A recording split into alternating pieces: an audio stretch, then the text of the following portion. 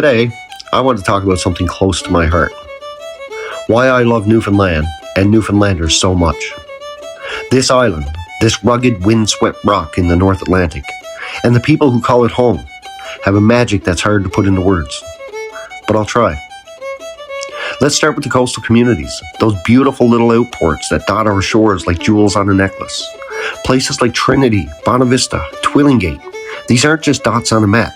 They're the heartbeat of our culture and heritage. The salt box houses painted in every color of the rainbow. The fishing stages leaning over the water. The sound of waves crashing against the cliffs. It's a living postcard. I love how these places hold on to traditions, like mummering at Christmas or sharing a scarf of salt cod and scruncheons, like they're guarding a treasure. Walking through these towns, you feel the stories in the air, tales of resilience, of people who face storms both literal and figurative, and still find a way to laugh and sing. The coast is where our roots dig deep. It's where the fisheries shaped us, where families hauled nets and split fish for generations.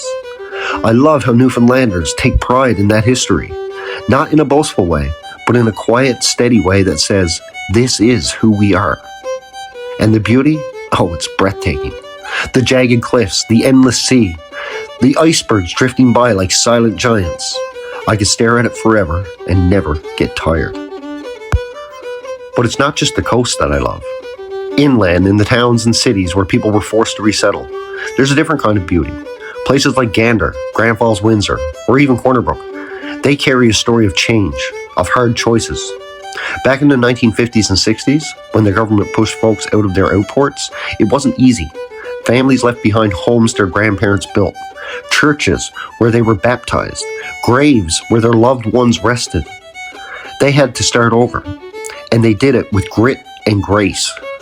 I love how Newfoundlanders turned that upheaval into strength. How they built new communities, kept their humor, and held on to their kindness, even when life tried to knock it out of them. And the people? My goodness, the people. Newfoundlanders have this warmth that's rare. You can be a stranger 1 minute and a friend the next, invited in for a cup of tea or a yarn like you've known them forever. I love how they'll give you the shirt off their back, then joke about how it didn't fit them anyway. There's a spirit here, fierce, funny, and generous. I think of Gander on 9/11, when the town took in thousands of stranded passengers without a second thought. That's not just a story, that's who Newfoundlanders are. I love the music too. The fiddles, the accordions that fill kitchens and pubs, songs about hard times and good times, sung with voices that carry the weight of the sea. I love the way the people here don't just survive, they thrive, with a stubborn joy that says, we're still here, and we're still us. So why do I love Newfoundland and Newfoundlanders so much?